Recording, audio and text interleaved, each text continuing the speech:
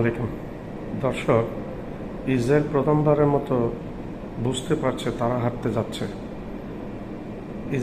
ইসরায়েলের ভিতর থেকেও আওয়াজ হচ্ছে, বাঁচাও বাঁচাও বলে শব্দ হচ্ছে।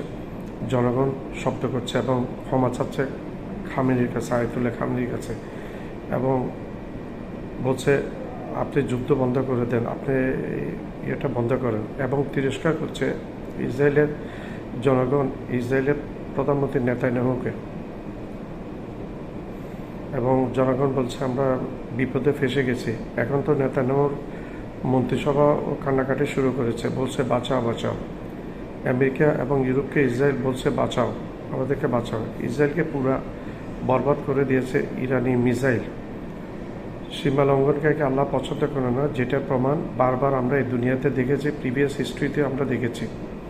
আমেরিকার কি করুণ পরিণতি হয়েছিল, আফগানিস্তান থেকে পাটাতরি গুটিয়ে চলে আসতে হয়েছিল, এবং আমেরিকা ভিয়েতনামও এক প্রকার হেরে ওইখান থেকে চলে আসছে। বলা হচ্ছে 3.5 বছর যুদ্ধ করার মতো, 3.5 বছর পর্যন্ত ইরান যুদ্ধ করার মতো ইরানের কাছে মিসাইল আছে, আর ইসরায়েলের কাছে আছে 8 থেকে 9-10 দিন পর্যন্ত চলার মতো। বিল্ডিং, টাওয়ার, রিফাইনারি, এয়ারপোর্ট, রাস্তা সম্পূর্ণ ধ্বংসপ্রাপ্ত অবস্থায় দেখা যাচ্ছে ইসরায়েলের যত্রতত্র। হাইফা বন্দরনগরী ধ্বংস, পোর্ট, রাস্তা ধ্বংসপ্রাপ্ত হয়ে গেছে। ইসরায়েলের ইনস্টিটিউটগুলো বরবাদ হয়ে গেছে। শত শত ইসরায়েলি মারা গেছে, আহত মানুষ হাসপাতালে, কিন্তু কোনো রকম ছবি অথবা ভিডিও প্রকাশ করতে দিচ্ছে না জাইনবাদী ইসরায়েলি সরকার, নেতানিয়াহু সরকার।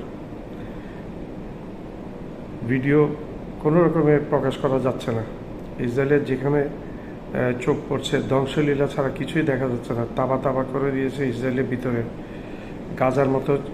গাজা এবং ইসরায়েলের ভিতরের ছবি দেখলে আপনি পার্থক্য করতে পারবেন না, মনে করবেন এটা গাজার ছবি, আসলে কিন্তু এটা তেল আবিব, হাইফা এবং অন্যান্য জায়গার ছবি।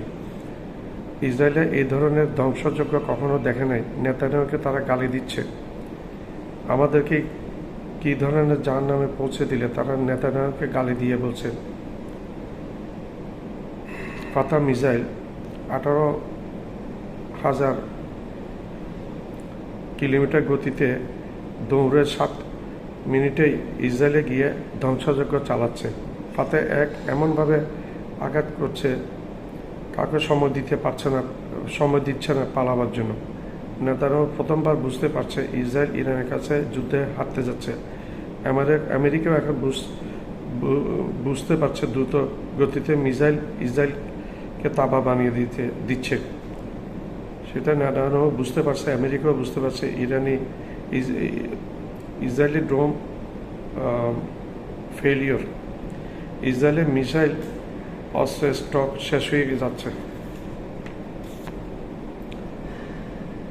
ওয়াল স্ট্রিট জার্নাল এবং এগুলি বিদেশি সংবাদ মাধ্যম, ওয়াল স্ট্রিট জার্নাল এবং নিউ ইয়র্ক টাইমসের মতো পত্রিকায় লিখেছে ইসরায়েল বর্জ্য 7 থেকে 8 দিন পর্যন্ত চলতে পারবে, আর ইরান 3.5 বছর পর্যন্ত যুদ্ধ চালিয়ে যেতে পারবে তার মিসাইলের মাধ্যমে।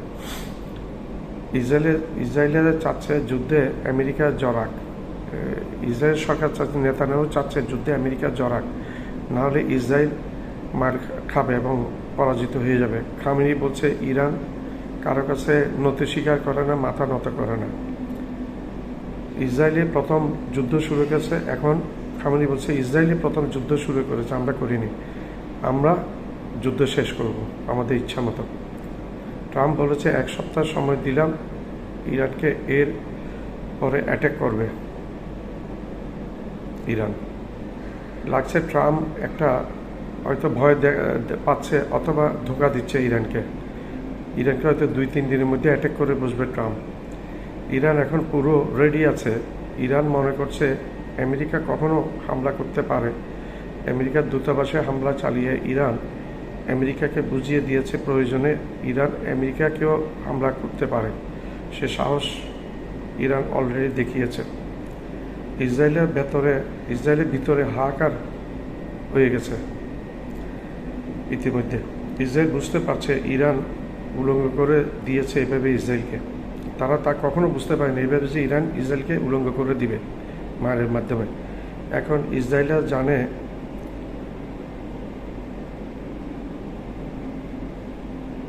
খামেনির কাছ থেকে ক্ষমা চাচ্ছে ইসরায়েলিরা।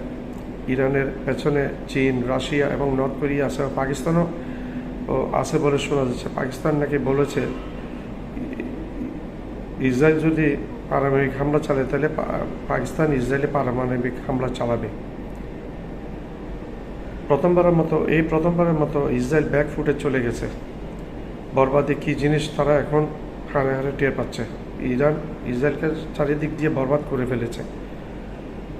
মানুষ নেতানিয়াহুকে খুব গালি দিচ্ছে এবং বলছে নেতানিয়াহুকে আমাদের জাহান্নামে পৌঁছে দিয়েছ, কি দরকার ছিল ইরানে হামলা করে যদি তুমি পারো না। আসসালামু আলাইকুম। আমার ভিডিওটা আপনারা লাইক করবেন, শেয়ার করবেন, সাবস্ক্রাইব করবেন। সাবস্ক্রাইব করতে ভুলবেন না। সাবস্ক্রাইব করলে হবে যে কি আমি উত্তর নতুন ভিডিও আপনাদের সামনে নিয়ে হাজির হতে পারবো এবং অনুপ্রাণিত হব। অনুপ্রেরণার একটা বড় জিনিস আপনারাই হচ্ছেন আমাদের অনুপ্রেরণা।